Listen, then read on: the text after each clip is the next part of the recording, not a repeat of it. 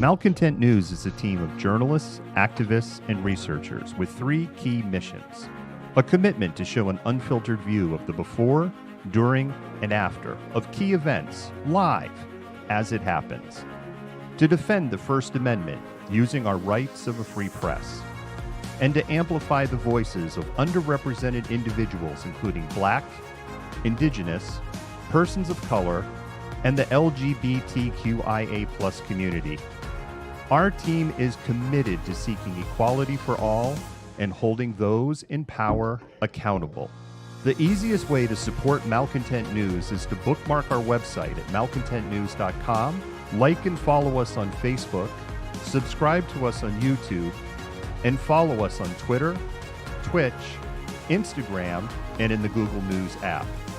To provide financial support, you can become a patron, make a one-time donation through Venmo, or link your Twitch account to your Amazon Prime account and use your free subscription to subscribe to Malcontent News.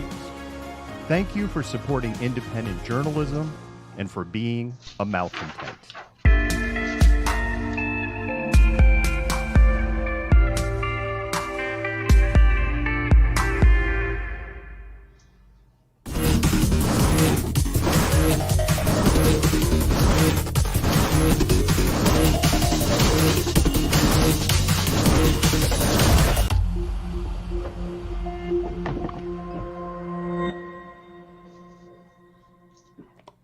Good evening, Malcontents. My name is David. I am the Malcontent, and today is January 18th, 2021, in what may be the longest January in U.S. history. It is just going on and on and on.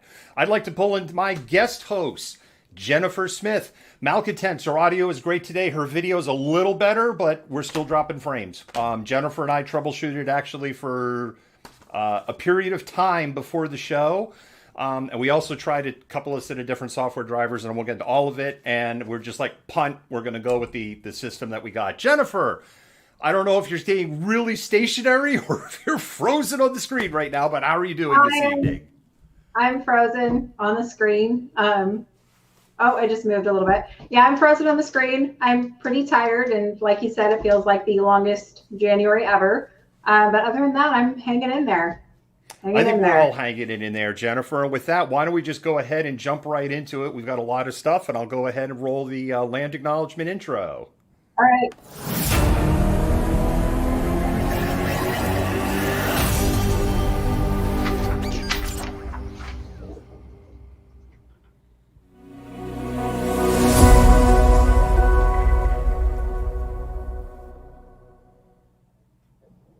And Jennifer, whenever you're ready. So we at Malcontent News, we're coming to you from Seattle, Washington, and so we would like to acknowledge the Coast Salish peoples of this land, the land which touches the shared waters of all tribes and bands within the Suquamish, Tulalip, and Muckleshoot nations. We acknowledge the people past, present, and future of the Duwamish tribe, the Muckleshoot tribe, and other tribes on whose traditional lands we work and live. Jennifer, thank you so much for that. Malcontents, you're going to have to deal with just a little adjustment to the accoutrements here for a moment. It's a little bit of a byproduct of us trying to get things to work. All right, there we go. Jennifer, you're now framed up properly on the guest cam screen. All right, Jennifer, one hell of a weekend, eh? Yeah, a lot going on both locally and nationally. Kind of as we predicted, the right-wing militias and all that were calling for, all of this activity and to, go to their capitals. It's amazing when there's a bunch of National Guard troops and armed state police troopers and FBI is fanning out and arresting dozens and dozens of people. They seem to have lost their bravery and bravado this weekend. Yeah, it's amazing what happens when you actually get some pushback to your, crazy ideas about overthrowing a government. What does it say they say about standing up to bullies? And anyway, there was an interesting little factoid that I saw over the weekend. Misinformation on the internet dropped 73% when Donald Trump's Twitter got yanked down. I saw that too, and I was like, that has to be like some kind of, I don't know, misprint or something. But I looked at through multiple sources, and yeah, it's accurate. 73%. That's how much influence that misinformation he was pushing out had. And he had to. He was surrounded by enough tech people that he had to have known the kind of scope of that misinformation campaign he was driving. So that's, I'm sure, was a huge hit to whatever plans people were making. You hear that? That's the sound of Donald Trump not on Twitter. And with that, Jennifer, we're going to go ahead and we'll jump into the first story for the night, which is the reason for the day. Yes.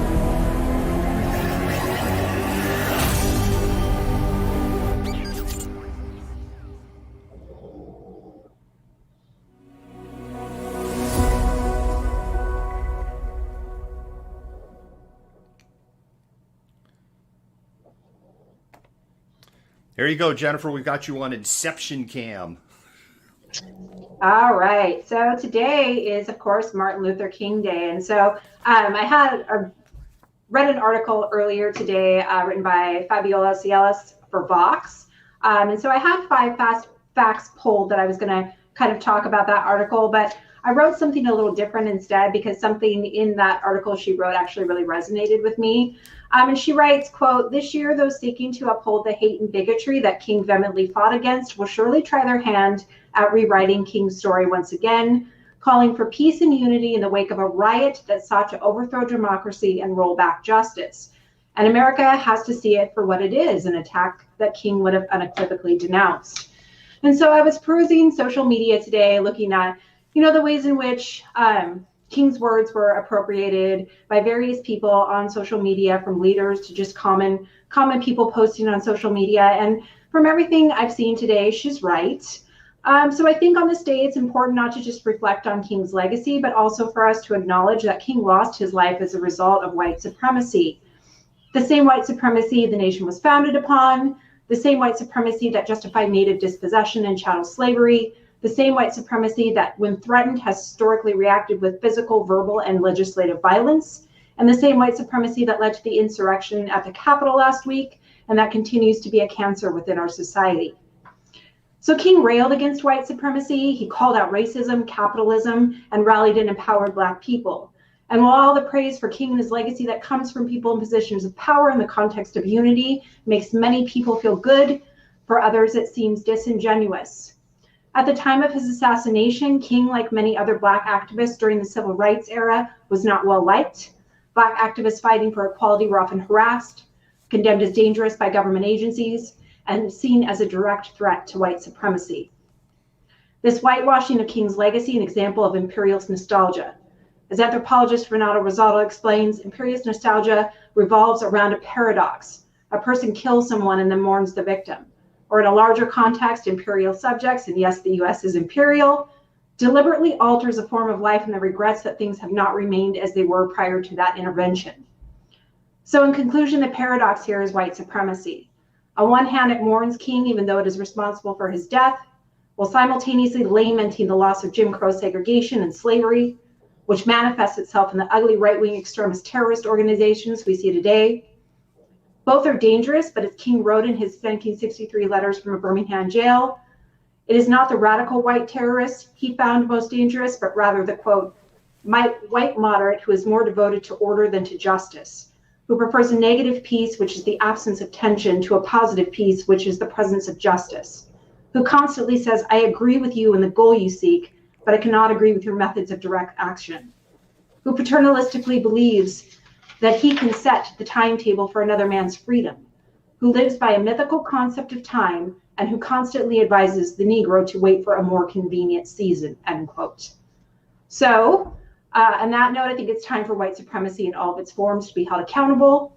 So rather than parsing a quote from King and posting it on social media to make yourself or someone else feel better, learn about the longer history of white supremacy in the nation, read the hard truths about the lived realities of slavery, racial oppression and violence, and educate yourself about what King and others fought for and what Black, Indigenous people, and people of color are still fighting for today, then it might make more sense as to why something as common sense as equal rights for all, regardless of skin color, has yet to be achieved.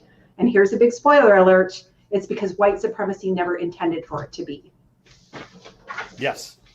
Wonderful research there, Jennifer, and really appreciate it. And it is like so many other Black movements and where white people are, they get very performative. I had a phone call today from someone in the business community going, we're starting an initiative in 2021 and, you know, about inclusion and diversity. This isn't at a company, it's at, you know, something bigger than that. And, you know, we have a lot of companies we're working with and you know, like what they're doing is like, oh, we hired a Black person or we put a Black person on our board of directors or right. And they're like, but nothing's changed. It's like, well, no kidding. Nothing's changed. So they actually contacted me looking for advice and resources, which is a good sign. But Jennifer, we saw this after George Floyd died, right? Oh, the hashtag Black Lives Matter. I'm going to make my Instagram black for the day, right? And all this stuff feels really good. Where the hell are all those people now? Because they're certainly not in the streets anymore. Yeah. I mean, I think it's a good sign that people are acknowledging that. But again, it's back to that whole, you know, kind of his understanding of the danger of moderate white people who are like, yeah, we agree with you, but does it have to be right now? So, I mean, and activism takes multiple forms. People can write, they can do art, they can do music, they can go out in the streets. There are many ways to be an activist and an ally, but sitting behind your keyboard and posting a hashtag on social media isn't it. And on the subject of taking things out of context, we have a clip from 1966 where Dr. Martin Luther King talks about this really misused and misquoted statement he makes about rioting and peaceful protest. It is a tremendous clip, and I'd love to roll it. Yes. 60 minutes, rewind. Now what I'm saying is this.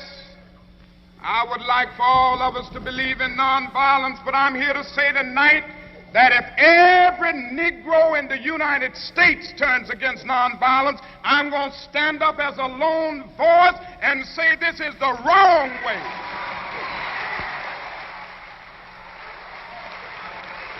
I will never change in my basic idea that nonviolence is the most potent weapon available to the Negro in his struggle for freedom and justice.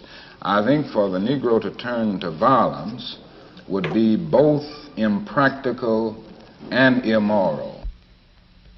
There is an increasingly vocal minority who disagreed totally with your tactics, Dr. King. There's no doubt about that. I will agree that there is a group in the Negro community advocating violence now.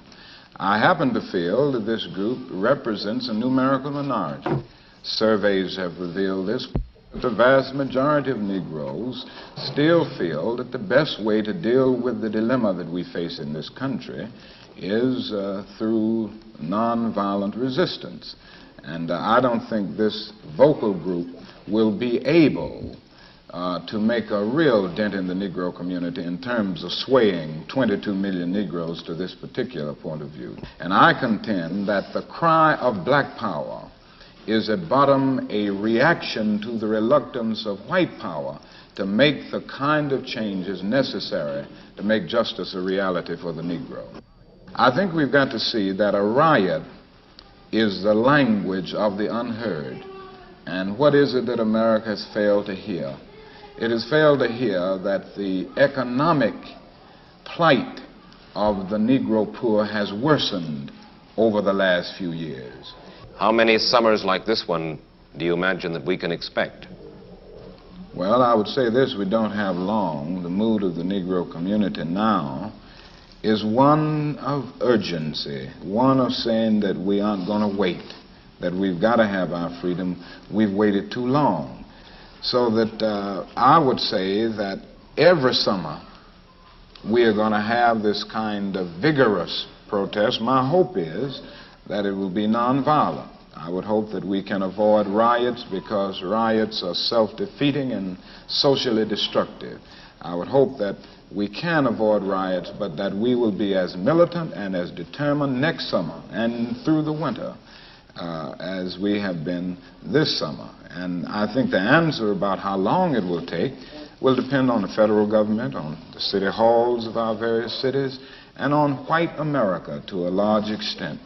This is where we are at this point, and I think white America will determine how long it will be and which way we go in the future. Even Senator Jacob Javits asked the question recently. He said that he was a slum resident, but he and some of his fellow Jews were able to make it out of the ghetto on the Lower East Side. The same thing is true with lots of Irish, Italians. And he asked the question why the Negro finds it so difficult to make his way up out of the ghetto. Well, number one, no other racial group has been a slave on American soil. It's nice to say other people were down and they got up. They were not slaves on American soil. The other thing is that the Negro has had high visibility. And because of the prejudices existing in this country, his color has been against him. It's been against him, and they've used this to keep him from moving up.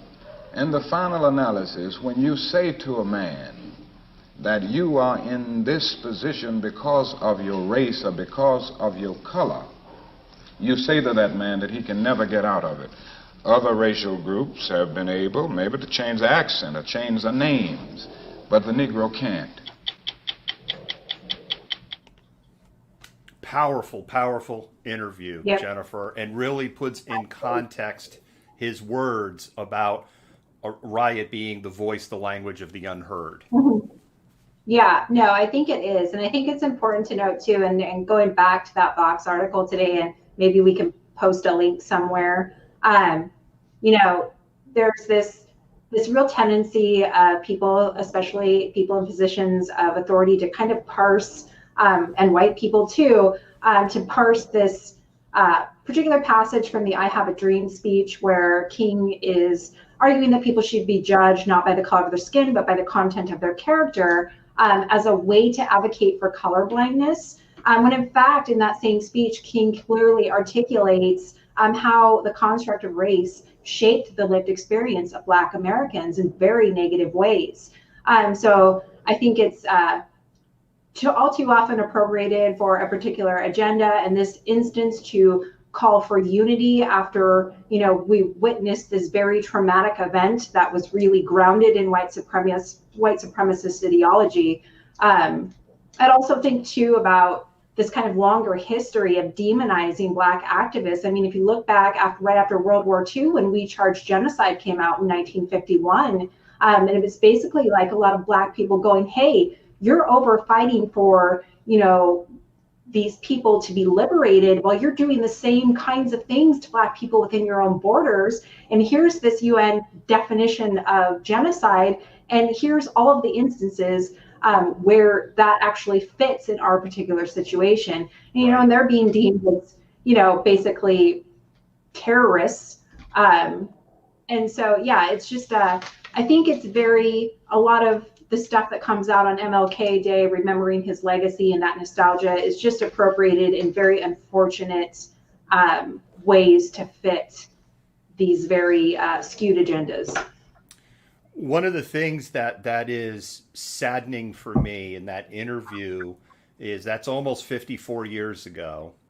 Mm-hmm. And the message of it's really up to white America, it's really up to the federal government, it's really up at the local government to tear down. He doesn't use the words institutional racism, but that's really what it just comes down to. It's, his message is we can protest all we want, we can do all these things, but at the end of the day, when we walk down the street, we can't change what we look like. We can't change our skin color, our facial features, our hair, and look, I mean, the history of my name, has changed multiple times. And the spelling of our last name is actually an error because they screwed it up when my family came in. There are lots of people in the United States that go by Smith or Johnson or whatever because they got rid of their Italian or Irish last name because those were racial minority once upon a time. Yeah, my grandparents immigrated in from Italy at the time where you basically had to, if you wanted to come into America, you had to renounce your Italian citizenship. And so my mother still has the maiden name of Grandinetti. But yeah, it was a very different time. But, you know, and going back to like phenotypical features, it was a lot easier for certain populations to become accepted because they shared similar skin color, could blend in or assimilate with white people. And that's not the instance for Black Americans and other people of color. And so they're just continuously fighting for an equality that white supremacy just has no intention of allowing. So the onus then falls on, white people to call this shit out and dismantle it and ally and become, I guess, educators for other white people, because the onus for educating white people about racism shouldn't fall on people of color. Exactly. Jennifer, thank you for that report. There was a Malcontent who in the comments said, if we ever need any drone footage, let them know. Don't have a specific need today, but the best way to get in touch with us, tips, T-I-P-S, at malcontentment.com. Seriously, shoot us an email, tips at malcontentment.com, and someone on our team will grab it. On the subject of our team, something I've got to do a little plug for the cause. One of the easiest ways you can support us, follow, please follow us on Facebook. We're like jumping up and down right now. Follow us on Facebook. 10,000. It's not like, it's like, ooh, we're cloud chasers. We want 10,000. We can do a lot more because of the rules of Facebook if we have 10,000 followers, and we're getting closer. Please follow on Facebook. You can share, you could start a watch party, depending on the channels that you're on. Share watch party on Facebook. If you're on Twitter or Periscope, you could retweet, or on Periscope, you can tweet out and help amplify those Black voices. The other thing is, everybody here is paid with hearts. So if you appreciate our mods, if you appreciate independent media, spam those hearts. If you're on Twitter, Periscope, or Facebook. If you're on YouTube or Twitch, you could just go like, I love you mods, or put hearts. They really do love seeing that, and they make our jobs much, much easier. And with that, we're going to roll our first commercial. Black Coffee is a hub for communities and a hub for meeting people, making friends, and understanding. What Black Coffee is to me is a place to actually call home, a place where Black youth will feel welcomed, where Black families will come and feel like they're at home. What we're trying to build is more than just coffee. Community is something that we do naturally. We know who's in the community, we know what the deficits are, and we're trying to fix that. We want to bring people together. My hope is that the phrase grounded in excellence shows up everywhere and that it becomes a movement. I'm looking forward to hanging out at Black Coffee with my friends and feeling safe. Black Coffee to me means opportunity for people like me and my other friends and family to come here and do homework safely and hang out and stuff like that. That is happening. It is happening. Black Coffee Northwest opened back up on Saturday with improved security. Jennifer, they had so many people there on Saturday. They just were basically like, we're staying open until we get everybody through the line. Come on down. And Cairo provided some coverage there and was showing how cars were literally just wrapped around the block down Highway 99. It was super great to see them getting some extra love after the crap they went through. So I was very glad to see that. Not on Martin Luther King Day weekend, no less. And by the way, Malcontents, let me remind you, Black Coffee was firebombed on October 1, and King County Sheriff, Shoreline Police Department, 0 arrests, 0 suspects, and sat on that security video for 3 months. Not that there's any institutional racism in the police. Definitely not. No, not at all. No, no, no, no. Not saying that at all. And with that, we'll go to the second story.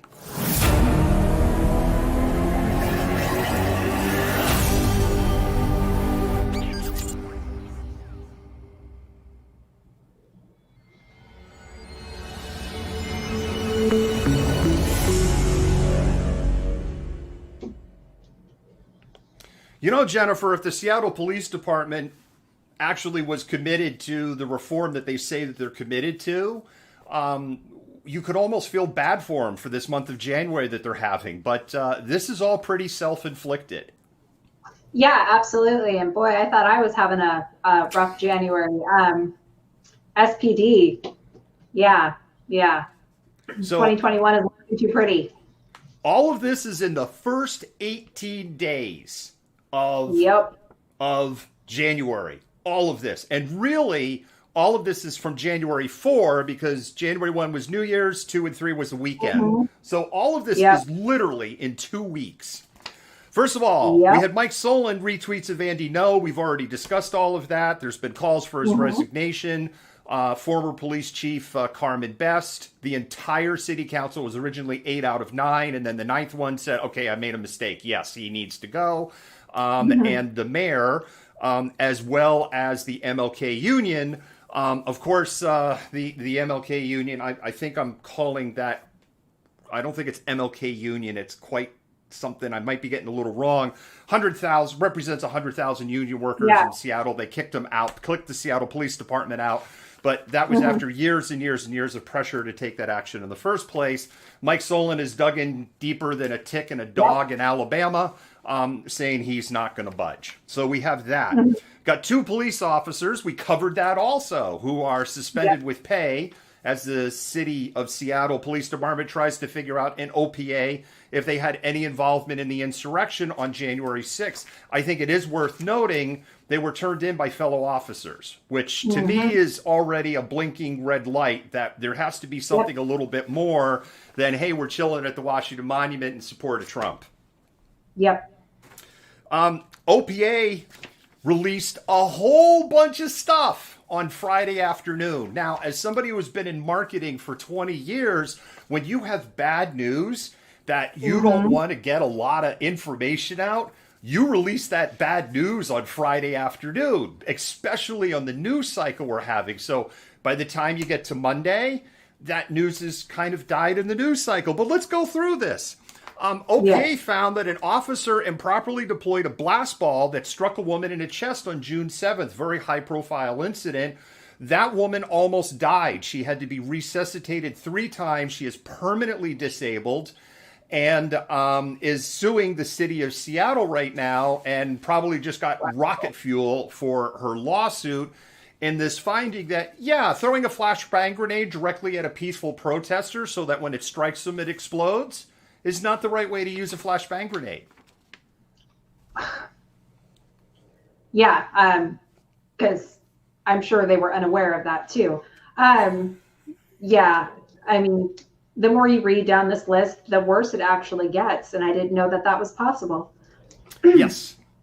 Another officer in this batch of OPA findings has their police body cam as well as mainstream media coverage from NBC News on a live showed them overhanding throwing a CS canister directly at people inside Cal Anderson Park, which is a violation of policy use, and the people in Cal Anderson Park were doing nothing. Oh, man. Again, just keeps getting worse. Let's see. Next one out of this OPA. It's Friday night. Got some bad news. Let's just kind of slide this under the rug. Hope it doesn't get covered. Another officer was identified for improperly throwing a blast ball that hit and injured a man who was, according to the OPA, this is the OPA's word, resting in Cal Anderson Park. The officer could not see where he was throwing the blast ball. And so when he threw the blast ball, I will presume it kind of landed in the homeless area or in a tent or something like that and injured a person who was just resting. So for one thing, why were they throwing them anyway? And second, why would you throw one where you couldn't see where you're throwing it? I don't know. I can't tell you. I don't know. Well, common sense evades them. And then here is the big one. And we're going to tweet this one out, and we're going to amplify this one. Jennifer, you remember that tweet about the IEDs on June 6th? This embarrassing tweet where everyone was like, those aren't IEDs. Those are candles. And nobody threw IEDs at you on June 6th. You remember that? Mm-hmm. Well, OPA found that the SPD's candle tweet was, in the OPA's word, inaccurate. But the employee that posted the tweet wasn't intentionally dishonest. The employee told the OPA they were pressured by superiors against their better judgment to post it because it was more important to get the news out than for it to be accurate. So it was more important to shape their particular version of a narrative than to be accurate about it. Yes, exactly. Because the right-wing media, Fox News, they just latched on to that, and it pun intended, it exploded. And, very quickly, people were like, but it's a candle. And some here in the local affiliates were like, it's a candle. Like, what do you mean? And Seattle police doubled down. Now, there is a person in the Seattle Police Department who has a history of blaming things on the left and exaggerating, and has Fox News on speed dial. Because remember, it was a superior that told them that they needed to get this out. So it couldn't possibly be the first person we talked about on the list, could it? Oh, definitely not. I am in no way intimating or implying that it could possibly be that particular person that had their fingers in the pie at that time. There is no way I would be saying that. Okay, wink, wink, nod, nod. Okay. Oh, wait a minute. The hits keep coming. We have another weekend news from the OPA because, of course, they don't want this in the news cycle. An unnamed officer that was hired in July of 2017 was fired for referring to an African-American suspect to his co-workers as Kunta Kinte, as a pejorative. If you're not familiar with Kunta Kinte, malcontents, Kunta Kinte is the name of of the pivotal character in Herman Wilkes. Is that, am I getting the name on that right, Jennifer? I'm terrible with author names. I think so. It's Roots is what it is. With the book Roots, which was also made into a TV miniseries. Actually, twice. It was actually that? remade. It was actually remade, and one of my PhD advisors, Stephanie Smallwood, who is an African-American historian who writes on the history of slavery, was one of the historic advisors. Oh, wow. Yep. This is so cool. Mm-hmm.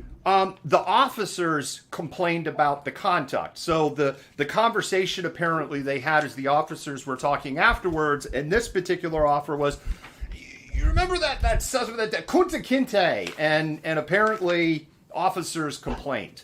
So we have that one. That one came out over the weekend. They're having a great 2 weeks.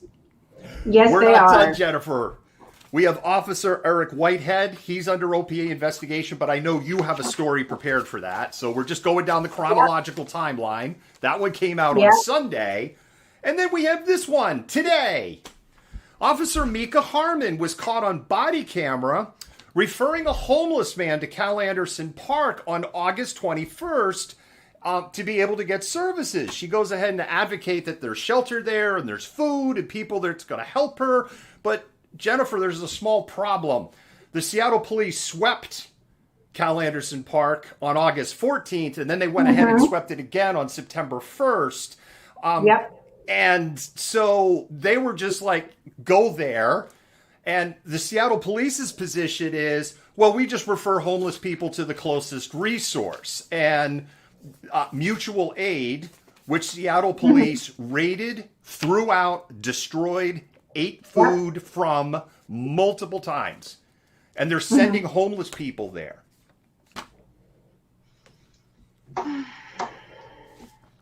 While simultaneously, Seattle police complaining about the homeless people there. And having, again, a certain person in the Seattle Police Department who has Fox News on speed dial and goes on to Tucker Carlson all the time. Mm-hmm. Yeah. Especially during that period where he was particularly emboldened and getting a lot of airtime on Fox News. Well, that's because Seattle and Portland were on fire, burning down probably from that candle IED. While her body cam was still rolling, she's telling another police officer, referring to Cal Anderson Park, the same park that she referred this homeless person to go to. This should be fucking impounded. It's such bullshit. Like, if we start putting the hammer down on these fucks, and then she kind of drifts off and goes, yeah, so this is the park. Again, referring to Cal Anderson Park. Officer Mika Harmon, she was named in the Seattle Times article. We would have named somebody otherwise, is under investigation with the OPA. Yeah. I mean, it's almost like SPD has a real problem with their officers, huh? Didn't hit the camera on either one of those. Now, Jennifer, there's another thing that I want to point out here, which is here's that Seattle Times story. Body cam footage captures Seattle officers directing homeless person to Cal Anderson Park for services, which, again, the police knew that they were getting ready to go in and sweep that park. But here at Malcontent News, we already knew that Seattle police was doing that. And we actually reported that all the way back on June 22nd. And Jennifer, I got roasted by people like Safe Seattle and those groups for making it up and lying. The Seattle Police Department has been actively rounding up some of the most troubled souls afflicted by drug addiction, alcoholism, and chronic homelessness and dropping them off at CHOP. And one of the things that I close with is I appeal to the organizers to dissolve the homeless encampment within CHOP and not allow SPD to make society's failure CHOP's failure. I mean, what? Am I some criminal mastermind? Like, how can I... Like, nobody else could see this? Well, you did create COVID. So, I mean, I am a little bit concerned that you may be a criminal mastermind. I also with the exception of Georgia, because I'll have to check with my people on what we did there. Okay. Did you do a lot of, like, Antifa-ing? Vote extra time? This show is brought to you by Soup. Soup for your family. Yeah. By the way, Malcontents, this is how you know that Antifa was not responsible for the insurrection. There were no cans of soup for the family. There was no aerodynamic bumblebee tuna, and there weren't pallets of bricks waiting inside of the Capitol building. Yeah. And as many people have also pointed out, if Antifa was there, there would have been like mutual aid, all kinds of resources for people. None of that was there.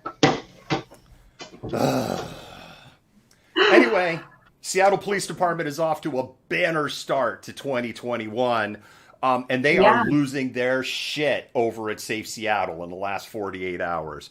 And on that happy note, Malcontents, we're going to do a little brief pause for the cause and thank our patrons.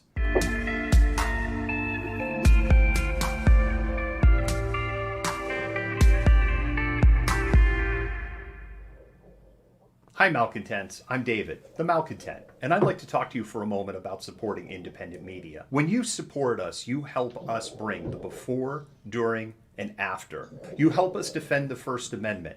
You help us amplify BIPOC and LGBTQIA voices, and you help us hold leaderships at a local, state, and federal level accountable. None of this would be possible without support by viewers just like you.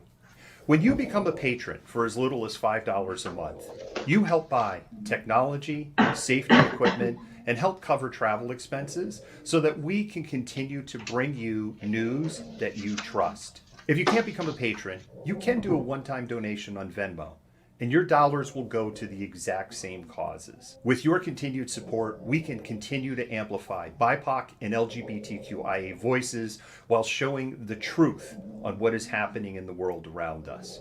Once again, thank you.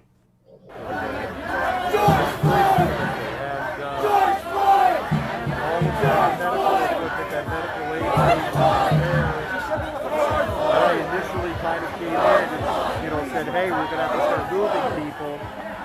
And then a couple other people came in and were like...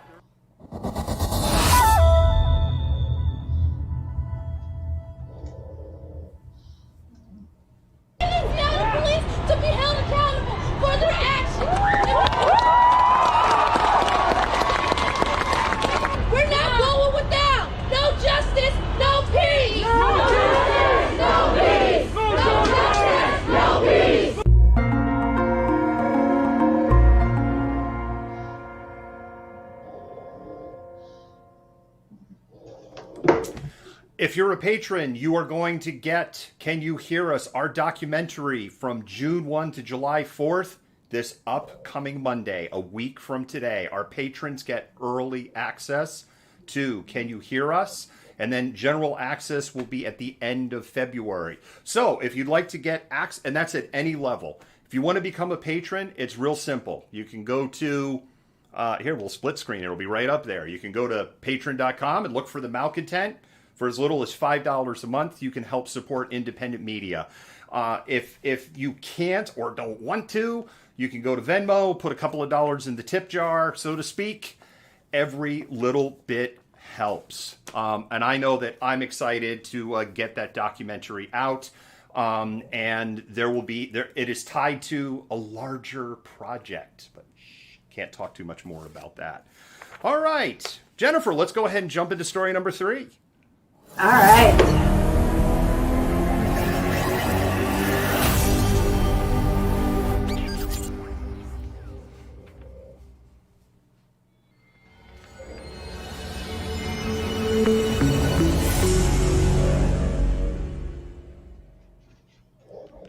Jennifer, we've got our COVID update. One of the things that we had talked about, Malcontents, on the editorial board, we will be doing 5 fast facts for COVID on at least one time a week. And I think unless there's some really big story attached to COVID, that's what we're going to kind of squish it down into those 5 fast facts. So Jennifer, I'm going to drop you 5 fast facts. There actually is, and I'm not being sarcastic, there is a little glimmer of good news in this, but I don't think it's as good as people think. But we're not going to start with good news. When we were preparing to go on air, it was 399,000 Americans who have died of COVID. And that was as of 9 p.m. East Coast time. So we don't have the full data in. Pretty good chance we will roll over 400,000 tonight. We will definitely roll over 400,000 tomorrow. An American is dying about every 30 seconds from COVID-19. And what we're seeing right now is this is actually from Thanksgiving weekend, this spike in deaths that we're seeing. Jennifer and I both have a cough. It's not COVID. Yes, yeah. It takes, like, you get exposed, it takes maybe 2 weeks to get the symptoms, then it takes maybe a week to get sick enough to be in the hospital, and then you might be in the hospital for 2, 3, 4, 6 weeks before you finally succumb from the symptoms. So the spike in fatalities that we're seeing aren't for Christmas. We won't see those until probably when we get into March. So Donald Trump, right before we went on air, what a guy. He lifted the travel restrictions between the United States, most of Europe, including the United Kingdom and also Brazil. The United Kingdom is home of a strain that has even Boris Johnson so convinced, holy shit, that he's basically shut the entire country down. And it was announced last week that Brazil has their own very contagious variant. But Donald Trump is like, no, it's cool. UK, come on to the United States. Oh, please. That's his, like, middle finger on the way out the door. It is a total middle finger on the way out the door. I mean, there's nothing rational or excusable for it. Now, the good news, COVID cases are down in 35 states. I'm not being sarcastic. They are down in 35 states, and they are starting to see the number of hospitalizations and deaths are starting to hit the plateau. But as I said earlier, Jennifer, what I really think that we're seeing here is that Thanksgiving spike is plateauing out. We'll see numbers go down for maybe about 3 weeks, and then we're going to start seeing the Christmas travel spike. Yeah, so when do we hit the insurrection infections? It's like, right. And then how many people in that insurrection, forget COVID, how many of them were exposed to UK variant or even worse, potentially South African variant? Yeah.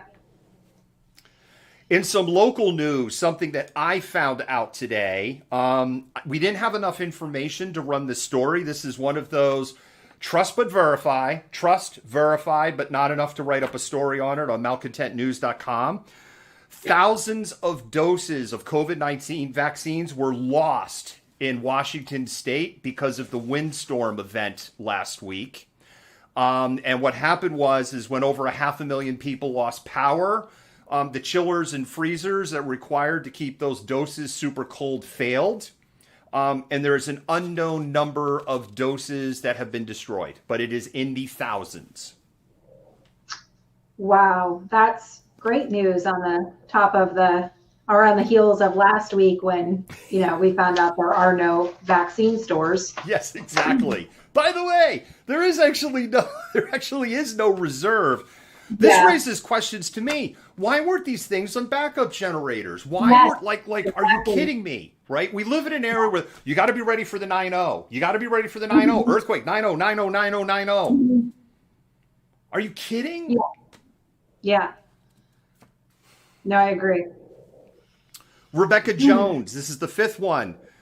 She was originally hailed at the start of COVID almost a year ago as one of the best data scientists in the country and for creating one of the most transparent and accurate dashboards for public and researchers. She was fired by Rob DeSantis, who didn't like the publicity about what a shit show is handling with things in the state of Florida. There was a message that went out through the internal communication systems to employees in Florida a few months ago, imploring them to come forward as whistleblowers if they knew that Florida was cooking the books.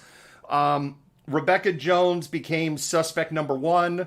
Her house was searched. The search warrant was considered very dirty. There was really a lot of questions on the legality of the search warrant. The reality is she has been criminally charged with a felony for sending that message. So for trying to expose the ways in which, Florida was basically contributing to the intensification of the COVID issue, can potentially do jail time while Ron DeSantis can, save the economy but kill off a bunch of people in the process. Well, and he's really not saving the economy in Florida. If you look at the number of Disney employees that continue to get laid off, empty hotels, there's no travel going on. And Florida also has one of the weakest safety nets. What a shock for the unemployed. Yeah. No, I actually had a friend that went to visit family in Florida over the holidays, and he was telling me how insane it is down there as far as like social distancing and masking and things being open, and it's very crazy. And he had to test and quarantined after. But still, I mean, it's insane to me that they do this kind of stuff. People like Ron DeSantis do this kind of stuff and then guise it as necessary to save an economy that clearly isn't reaping any benefit from this. Basically, yes. So we will continue to monitor the Rebecca Jones story.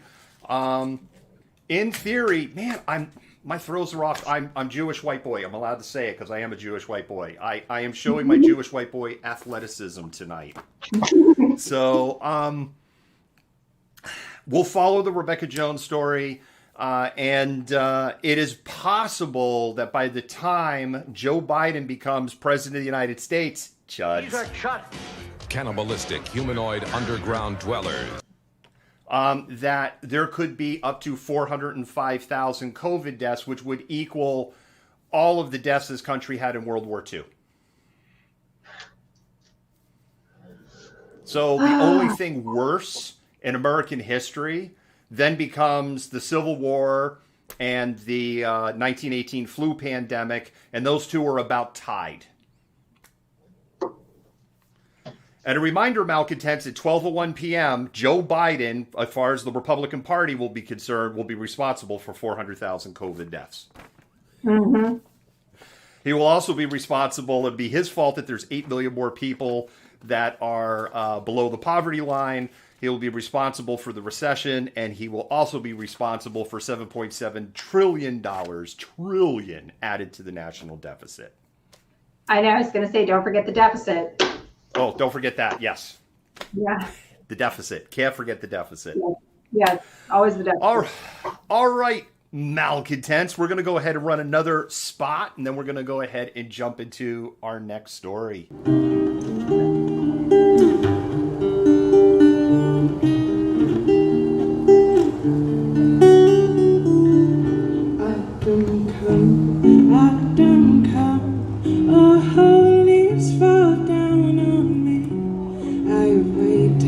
So very long, try to speak my mind, but no one knows the language, so I push it to the side. Music has a power greater than words can really express. Songbird, sing a song to me, let me know where I'm supposed to be. It's such a shame, yeah. Well, I was your TV girl. The EP is called Blue, and my website is classicelishamusic.com. Classic Elijah, she has a voice of an angel, and it was wonderful to be able to film her concert back on August 9th in a very socially distanced way. Her music is available on Bandcamp. It is also available on iTunes. So if you use an iDevice, it's literally a button click away to download her EP Blue. It's also available on her website as a CD. The CD has a bonus track, and it is $15. So please support BIPOC musical artists. Because she really is an amazing musical artist. All right, Jennifer, let's go ahead. We're going to do the next one. All right. Oh, one other thing. I did see a comment with the question about second doses, yada, yada. Mods, if you can grab that question, and so remind us for that question at the end. So, but I do glance over and read the comments.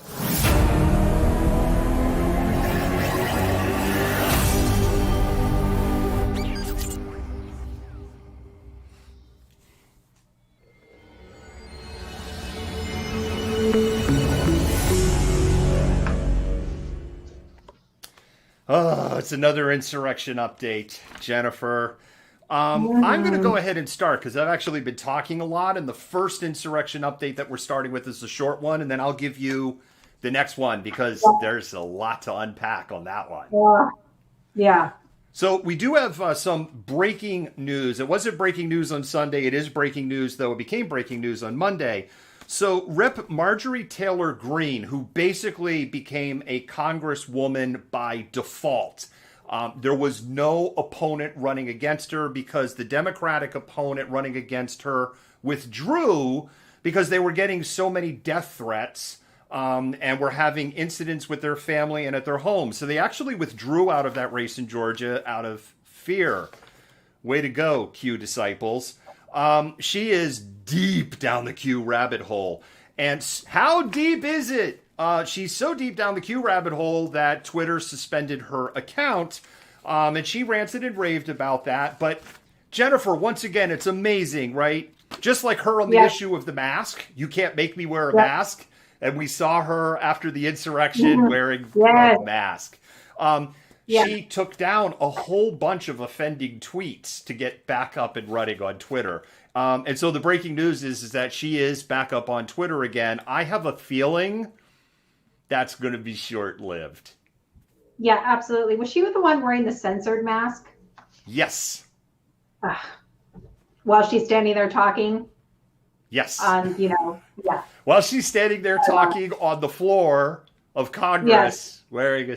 On TV, yeah. Oh, goodness. They're censoring her! I saw it on TV! She was talking, telling me all about it! Exactly. Okay, woo! All right, tell us about what else we got here on the Insurrection update. Oh, my favorite rep from Colorado, Lauren Boebert, the poster the poster child for stay in school kids. Her communications director ungodly quit just after 2 weeks. There are multiple accusations that Boebert's mother took part in the Capitol insurrection, something Boebert denies. But her mother was indeed at the Capitol on 1/6. Over 60 lawmakers in Boebert's district have called for her resignation for her potential involvement in the insurrection. And she's been blocking people on her private Twitter account despite tweeting information about official government purposes. Of course, this is a 1A violation, and President Trump, almost former President Trump, ran into a similar issue when he tried to block people on a platform where he tweeted out official government information. Rep. Steve Cohen of Tennessee, Democrat, is now stating, quote, "We saw Congressman Boebert taking a large group on a tour of the Capitol between 1/4 and 1/6, end quote. Tours were ceased due to COVID-19, and there's no evidence that anyone in the tour participated in the insurrection. I would like to point out one more thing. She did some crazy things on her Twitter earlier this week where she accused another representative of saying that she was the one leading the tours when he in fact did not say that. And he was like, I don't know what you're talking about. But she pretty much outed herself in those tweets. So whatever happens to her is on her little gun-toting hands. She is another one that is just like so far down the rabbit hole. Oh, yeah. And I think in her case in particular, she is more a poster child of gerrymandering. In the case of Marjorie Greene, I don't know why more people were not outraged that her opponent dropped out of that race because of threats against their life. I mean, this is Russia. This is Nicaragua. This is Brazil. This shit isn't supposed to happen in the United States, but it does because greatness. It is. Yep. Oh my goodness. Well, that'll be an interesting to watch. Hey, there we go. That'll be an interesting one to watch. Jennifer, there's been a whole bunch of arrests since we were on Thursday. And now what I'm starting to see is more and more people that are kind of getting in front of cameras because remember, they're censored. That's why they can get in front of, the mainstream media and go, I really regret what I did that day. I mean, I know that video's out there, but that's when I said death to America and overthrow the government, that's not what I really meant. When I punched that police officer, I was actually helping him. Yes. And my other favorite one is, the FBI talked to me, but nobody's come by. It's because they're writing your warrant, dummy. Yeah. So we're up to over 125 arrested so far. FBI says up to 270 additional investigations ongoing. That investigation number keeps getting bigger and bigger. Let's go over some of these. Jenny Cudd of Texas. Oh, God. Okay. She was with a group of people that bragged online about breaking down the door to Pelosi's office. She then deleted the video because clearly then it didn't happen. And she's upset that her flower shop that she's owned has been bombarded with 1-star reviews. Oh, that's very sad. Very, very sad for her. Derek Evans, he was the 35-year-old lawmaker out of West Virginia. He was one of the first people identified on January 6th. He streamed himself charging the Capitol. He was unapologetic. He's like, I'm not going to resign. There were bipartisan calls for his resignation out of the state of West Virginia. He was arrested on 2 riot-related charges and then resigned after he was arrested on those 2 related charges. It's always shocking that, consequences have actions. Amazing, isn't it? Yes. Baked Alaska. Tim Gionette, I don't know. How do you say that, Malcontents? Put it up in the comments. It's Tim Gionette, a.k.a. Baked Alaska. He videoed himself like all through the Capitol doing all sorts of shit. And not only that, he essentially doxed a whole bunch of his compatriots while he was friggin' in there streaming. Like going, hey, Dave Jones, smile for the camera. What do you think, man? Is this cool or what? There was even one person who was like, dude, why did you just say my friggin' name? Anyway, he's been arrested. I'm trying not to laugh, but the stupidity is pretty funny. They're afraid of microchips. They're not afraid of GPS. Yes, exactly. Jack Jesse Griffiths, Tennessee. He was arrested after an informant identified him as a man known as Juan Bibiano. What is it with the Chuds and adopting Hispanic names?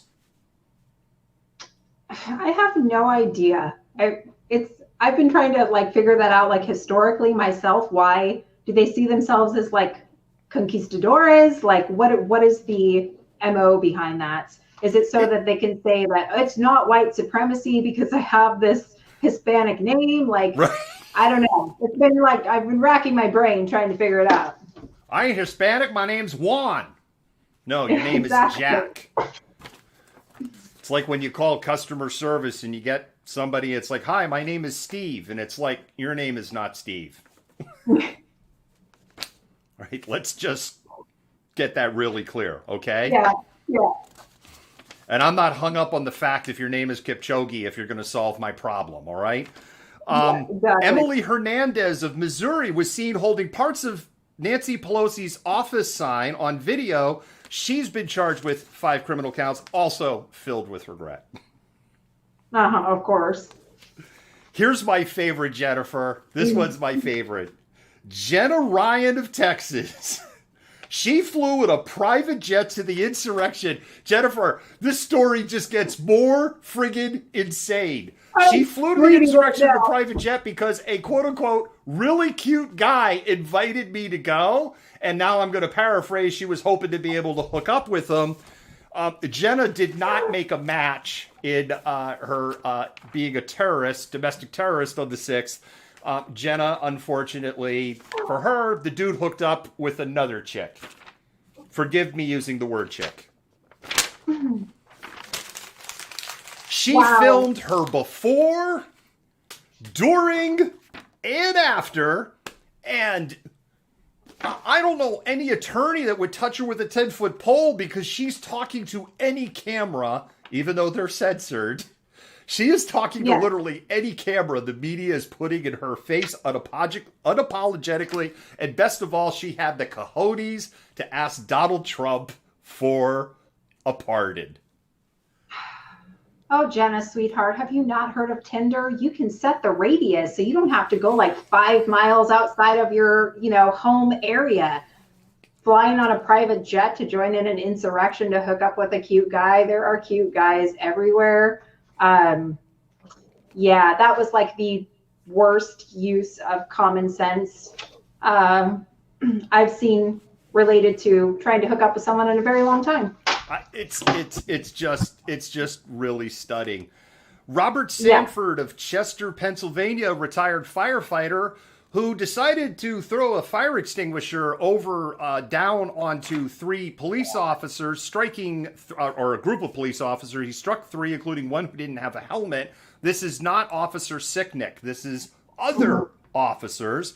This is why I say, it wasn't Antifa, because if it was Antifa, they would have been throwing soup cans and then saying it was for their family.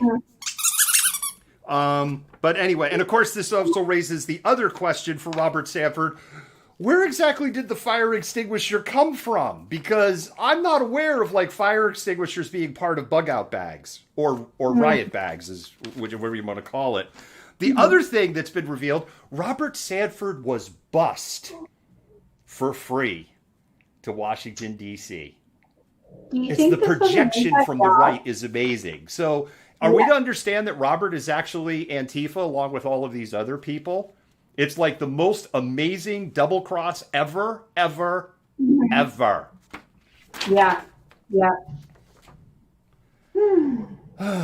They also found white nationalist items in his home because we know how Antifa loves the Proud Boys and Nazis and white nationalists. Confederate flags. Yeah.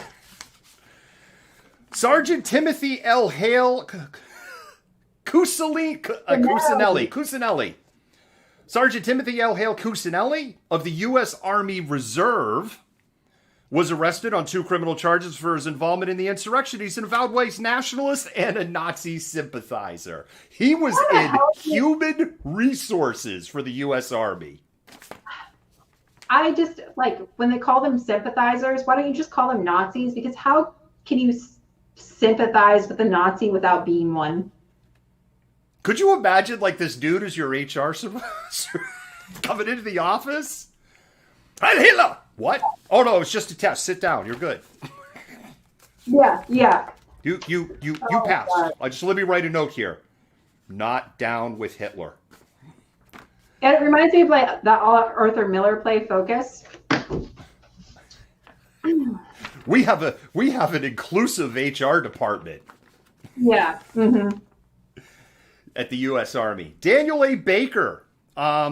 He is a former soldier who went AWOL in 2007. He joined the YPG, so he joined with the Kurds in Syria in 2017. He was arrested for issuing a call to arms to confront Trump supporters in Tallahassee, Florida this week. Baker posted flyers on 114 with the call to arms. He was not involved in any way with the 1-6 insurrection, but domestic terrorism is domestic terrorism. And now the Chuds, I gotta play the clip. Cannibalistic humanoid underground dwellers. You don't tell all the stories. Yes, we do. One more malcontent. Lisa Eisenhart, the mother of Eric Mutual. Eric Mutual was the dude with the jumping over the chairs all in black with the zip tie handcuffs. She has been arrested for conspiracy, charged to violate federal law with her son. They are both facing conspiracy theory charges now. What I suspect is for Lisa, that's a charge to hold her in place. I'm thinking those two, we're going to see much more serious charges come. Yeah. Can I just say, Lisa, it's, maybe it's time to cut the umbilical cord, let your son go, something. She's like Betty on 90 Days Fiancé. Is anybody watching 90 Days Fiancé? Does anybody else just want to punch Betty face in as you're watching that this season? Like, I have not watched it at all. What's that? I have never seen it. Oh my God, it's such an amazing train wreck. It is such an amazing train wreck. And this woman, Betty, because you said helicopter mom. This woman, Betty, is the mother of one of the people in the show. And she is just an awful human being. All right, Jennifer, take it away on the impeachment update. It's so much on this. Impeachment. So, not one, but two. Impeachment number 2, his trial will actually start in the Senate on 120, and at this time he doesn't have any legal representation because Rudy came out with a bunch of rambling, incoherent stuff about him potentially being a witness, blah, blah, blah. Also, Trump didn't want to pay him, so who knows what's going to happen there. There were also some other statements made today by other lawyers that had represented him in the past about how they were no longer working for him, but were happy to serve or work with him during his time in office. So that's not boding well for him. Rudy Giuliani, of course, we just mentioned, said he was on the team on Saturday. The Trump team denied it on Saturday night. Rudy then stated he would have a role on Sunday morning, and then on Sunday night stated he can't be on the team, of course, because he could be called as a witness. And he basically faces his own legal jeopardy for his 1-6 comments about trial by combat and a string of phone calls while the insurrection was going on, looking to delay the certification. Hey, if you survive this, do you think maybe you could object to the votes? Kamala Harris resigned her Senate seat on Monday. Alex Padilla was served the last 2 years of Ms. Harris's term and is the first Latino senator from California. He should be sworn in to the Senate on Tuesday, along with John Ossoff of Georgia. And effectively giving control of the Senate for one day to Mitch McConnell. Still, because it'll be 50-50 and Mitch McConnell for one day. He better savor it. There was a comment from Mike Racing Fan. Mike, first of all, I haven't seen your name ever in the comments. Thank you for joining us. That's number one. There was on the Q shaman who was in jail. It is a misunderstanding of the interpretation of what the court said about him getting his organic meals. The court basically did not say you have to feed him organic meals. And the word is he's not getting organic meals. Good. We're here to overthrow the government. I want my organic meal. And they call Antifa consequences snowflakes. For actions, people. Mm-hmm. And Rudy. It's just like, why does Rudy not have anybody in his orbit saving him? Sidney Powell figured out when to shut up because she's disappeared. Mm-hmm. Lynn Wood has figured out when to shut up. Yeah. I think he's just in so deep now, he's like, I might as well just ride this shit show out. What else have I got to do? He's like Slim Pickens in Doctor Strangelove, riding the nuclear bomb. Woohoo! Woohoo!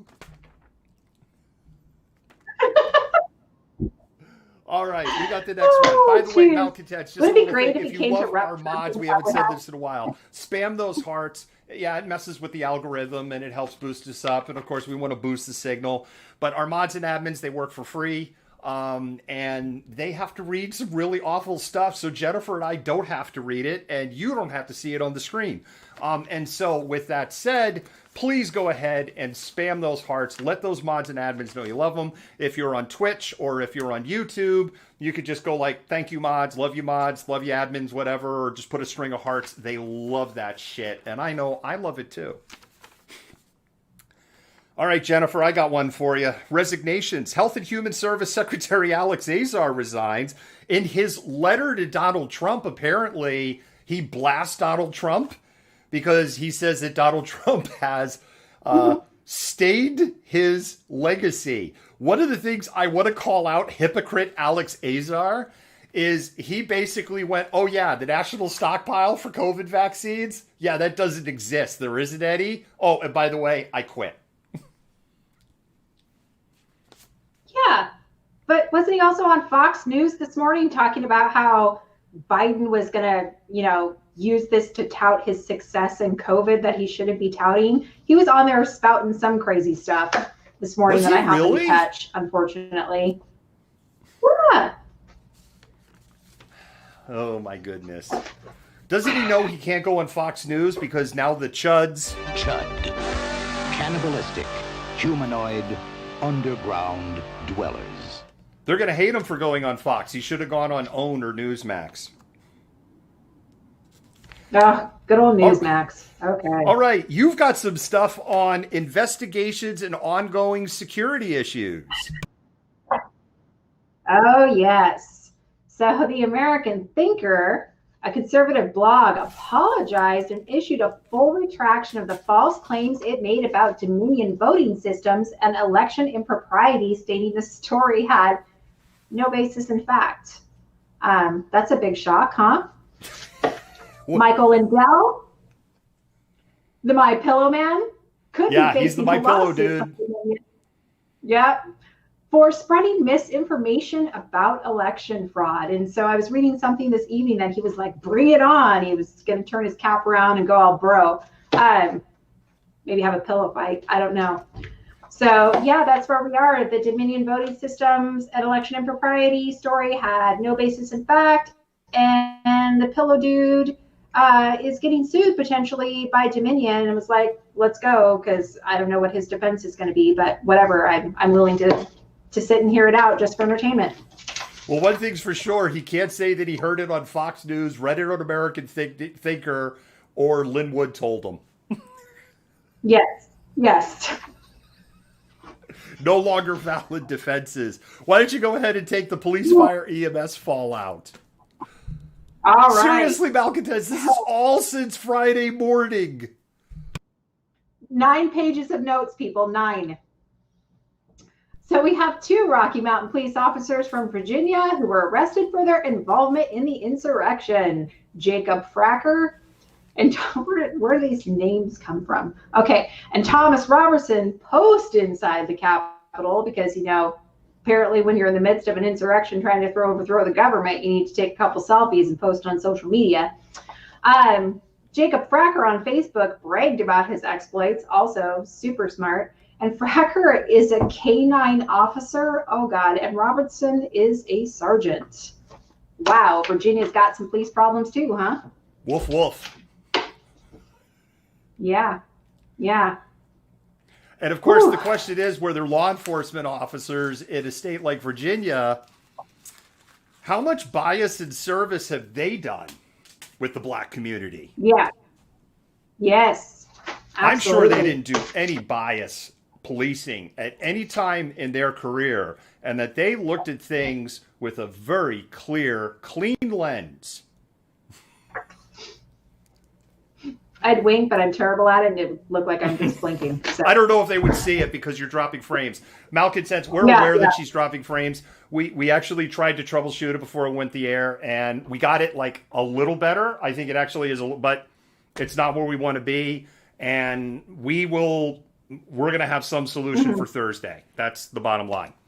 Unless we're in full-on insurrection, civil war, and then at that point, you're just going to have to see her faces. We're like, and we're into our 37th hour of coverage. We're waiting for the government to shut the stream down at any moment. I'm going to snort some coffee grounds so we can keep going. Let's see, what do we got, Kate? Okay. A man who's bid to become a police officer was ejected after he scored too high on it. What? This is in the comments. He scored too high on an intelligence test. And he lost his appeal in a federal lawsuit against the city. The Second U.S. Circuit Court of Appeals in New York upheld a lower court's decision that the city did not discriminate against Robert Jordan because the same standards were applied to everyone who took the test. Can we get a link for that? Because it is like so hard to believe. You're too smart to be a police officer. Well, judging by SPD's behavior, that's maybe one of their benchmark criteria.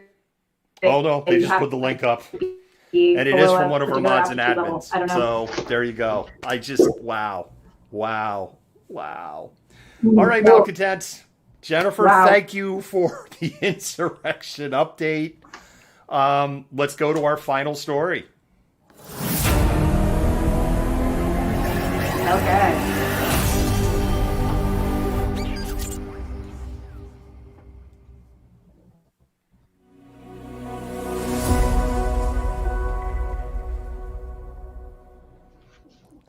Our national and international audience right now is probably going, "What the hell, Jennifer? Like, will it snow? This is news for you guys."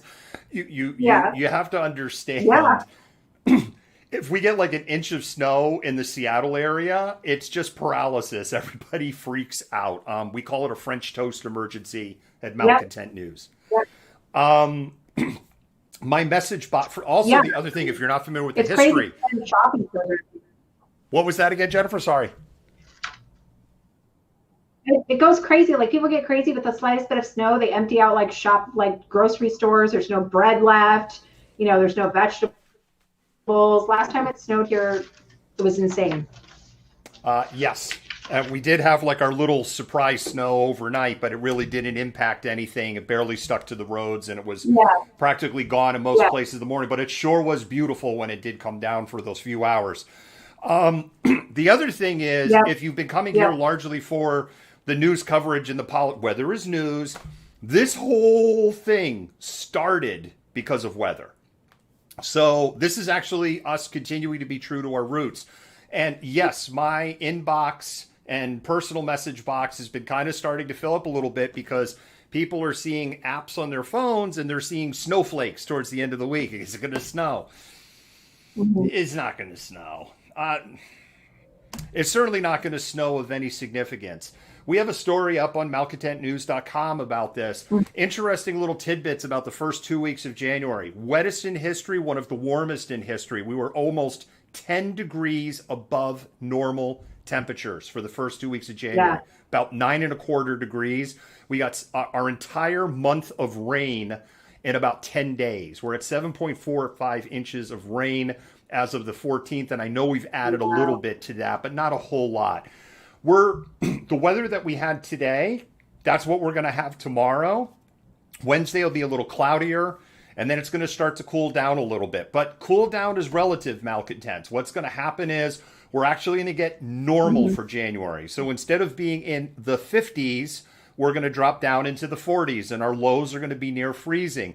There's a little chance for some rain on Thursday. There is no chance of snow on Thursday. And then it'll get a little cooler as we go into the weekend. Now, the other thing, as I always say, number one, these little apps, right, where just have like temperature and like a cloud or a snow, you know, the date, a high, a low, and then like a raindrop or a snowflake or a cloud or a sun. They're AI based and they're garbage. So you can't go by those apps. So what that app is looking at in the AI is the temperature might be below freezing or at freezing. There's a chance of precipitation. So I need to, right? It's a very simple computer program. It's not even AI. It's just a if then or. And then you keep going if then or until eventually you reach whatever that final icon is. So they see that and they throw a snowflake up there. Cold air is drier air. And when I say cold, it's relative. It's actually just normal air. And this air mass that's coming in, there's just not a whole lot of moisture behind it. The other thing that I always tell people, particularly with snow forecasts around here, you go more than 72 hours out, there's just no fidelity in the forecast. So could it snow, say, this time next week? Like, you know, literally this next Monday, the 25th. I would bet against it, but I'm not going to stand up here and just go, no, not happening, absolutely. Do we have a snow event on the horizon? That would be very, very surprising. Anyway, Jennifer, there you go. That's the will it snow. The short answer to that is no. Not a lot. Well, I feel like I would say that you disappointed my children, but they do school from home anyway, so honestly, they don't really care. That's right. That's right, kids. No snow days. No snow day, kids, unless the power goes out. So, and using a chainsaw to cut down a power pole is a felony. Yeah. Unless you do it with 30 other people in a militia with guns. Then the police apparently will just stand there and watch you do it and go, well, there was nothing we could do. Yes. Did I say that out loud? All right, this is the part of the show where Jennifer and I answer your questions, Malcontents. And I know there were questions because I was glancing over and I was seeing Kellen, hello, up to Kellen and up in the North Sound. Glad you were joining us tonight. Also, Dora, one of our big fans. Thank you for joining us also. Mike Racing Fan, yes, I agree. 72 hours in wintertime forecast is ridiculous. So there was the question on Jennifer, if there's going to be enough doses to do the round 2, based on the fact that we lost a whole bunch of doses in the state, part 1, and then the second thing that there is no national stockpile of doses. I'll give my opinion. You can give your opinion. My opinion is yes, because the last time I saw it, like something only 20 or 30% of the vaccine doses we have in the state of Washington have actually been given out because our state is doing a really shitty job on getting the vaccines out. That's my take on it. Yeah. No, I agree. I think that they've been so cautious. Well, one thing, the rollout's been so flawed, and then they're very cautious about who they're giving him to. I agree that I think that will definitely be fine. Also, my mother works in healthcare and she doesn't, they're concerned where she's at, but she seems to think that it's going to be fine through her organization. So Malcontents, I hope we are still on the air because everything in here, the lights had all flickered for just like a tenth of a second. So I don't know if we've been knocked off the air or not, but Jennifer and I will pretend to keep talking to each other. So I was asked to amplify this, and I'm going to amplify it. The head of OPA is going to be on this morning update show with Omari tomorrow at Converge Media. Converge Media is our partner. We partner with them. They partner with us. And anyway, they are going to be on this morning update show, the head of OPA tomorrow. I think that would be worth tuning into. Absolutely. Oh, good. You could still hear me for a second. That was like, oh, wow, I really am off the air. People are saying still there. 11 a.m. Rachel, Liberty, 11 a.m. They're going to be, that's at Converge Media every day at 11. You know, there's another thing, Jennifer, I want to circle back. we have a video clip from Washington, D.C. showing the security situation there on the subject of Converge Media. Chris Rojas sent this over to us. And on the subject of partners and all, we have this short little clip. I'd like to go ahead and roll it if that's okay with you. Yep.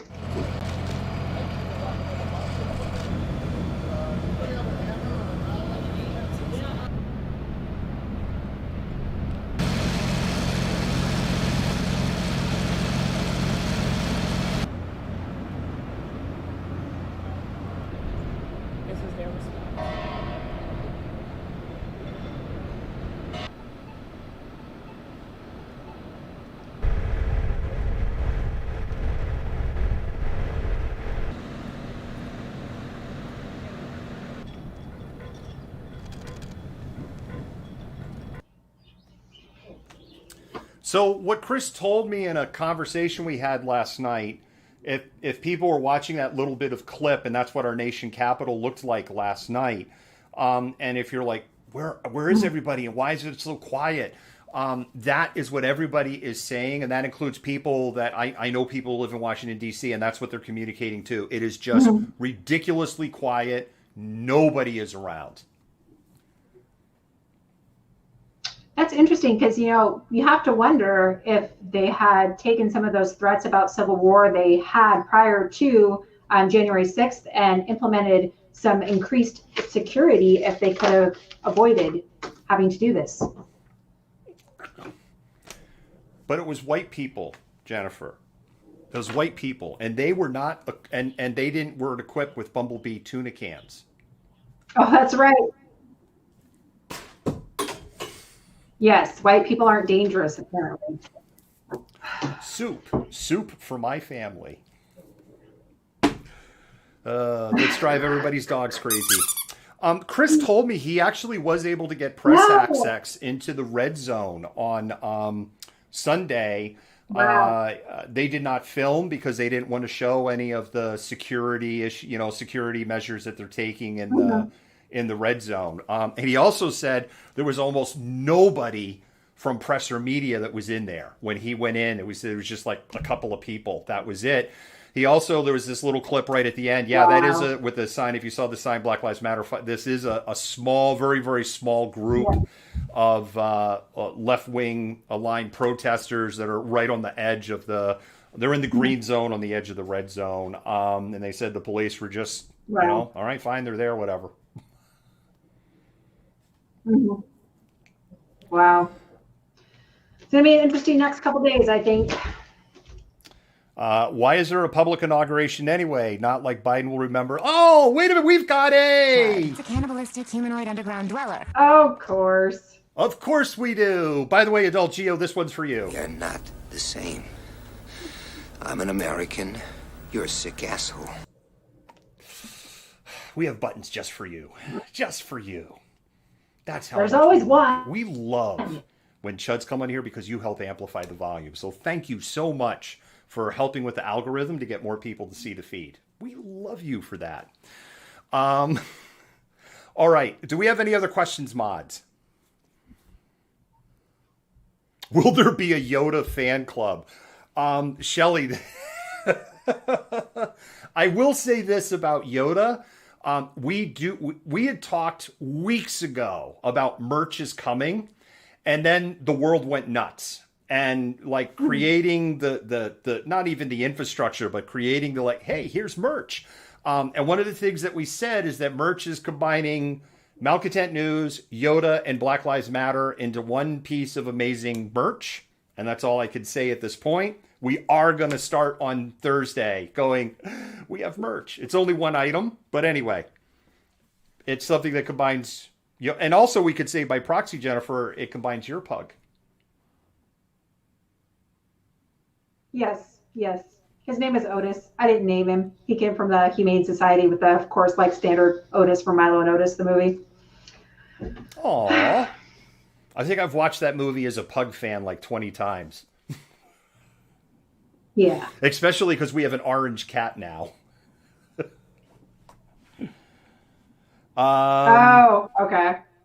You can get a hella curve with a good can of Bumblebee. Do we have any other questions, mods? We've bumped up at the top at 9. Jennifer, I think we're going to end on time tonight. We're 1 hour 30 and 8 seconds. Wow. I think we're going to end on time. Wow. For Trump attorney, what about Jenna Ellis? What about her? I don't know. Has Jenna Ellis is this a joke, or has Jenna Ellis put her hand up in the air and said, I will be the attorney?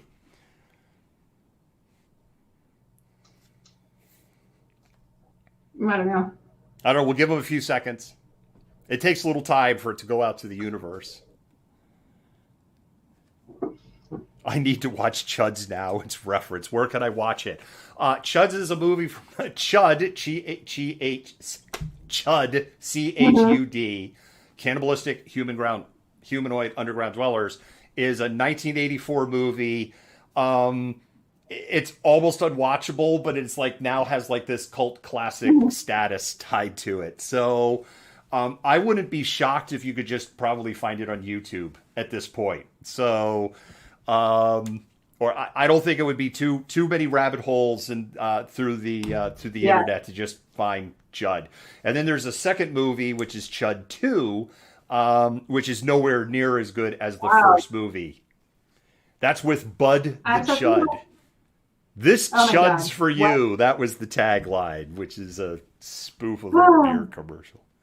So Jenna Ellis was the one I was talking about earlier that tweeted that as the president's term comes to an end, so does my role with the Trump campaign. I'm so grateful to POTUS for the opportunity to advocate for his re-election. So I don't know that. Jennifer, we've actually lost a chunk of your audio there. I only heard about half of what you said, and it was the most important half. Oh, okay. So I don't think Jenna Ellis is going to be repping Donald Trump in the context of impeachment, because she put out a tweet earlier today that I referenced earlier where she basically thanked him and said her time with the Trump campaign had come to an end and she was going to go fight for conservatism elsewhere. There's this meme that I saw today, which was the person, like they're at an interview, and goes, so there's 4 years missing on your resume. Can you explain? Were you working for the Trump administration? Yeah. And the person's like, I was in prison for those 4 years. I swear to it. So, and on that note. I sent that to the chat today. Yeah, yes. So, inauguration coverage. We will be doing inauguration coverage on Wednesday. We typically pull from C-SPAN or another feed where we're not kind of trampling on rights and permissions. So we're going to find a source for that. We will go on the air as kind of the prep starts to go on the air. We generally don't show the talking head channels because Jennifer and I are your talking heads. And then, of course, Jennifer, you got crap going on at school. But one of us, both of us, some of us will be here covering the inauguration. And hopefully we just cover an inauguration. And then we go, okay, cool, inauguration's over. Yeah. All right, Malcontents. I would say that's it.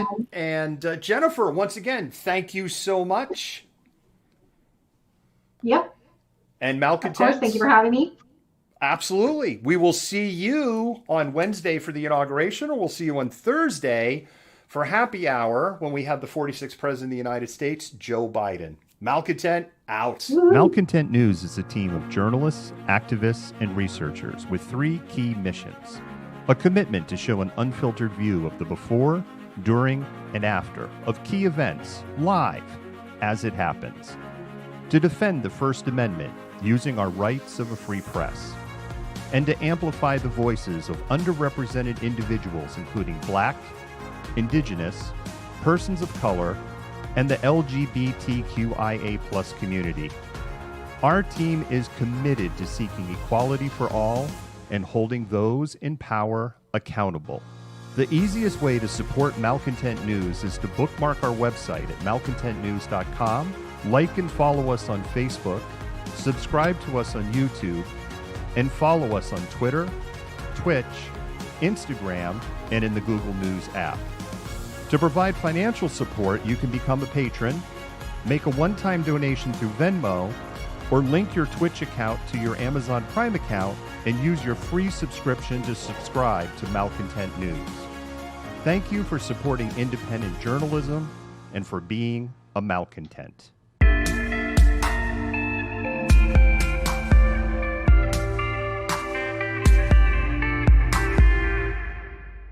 You fit the profile. You're the malcontent. Nobody wants to hear the nonsensical ravings of a loudmouth malcontent. He said malcontent Antifa. Fuck you. You are the biggest hypocrite on the face of the planet. I say that you're a terrible reporter. That's what I say.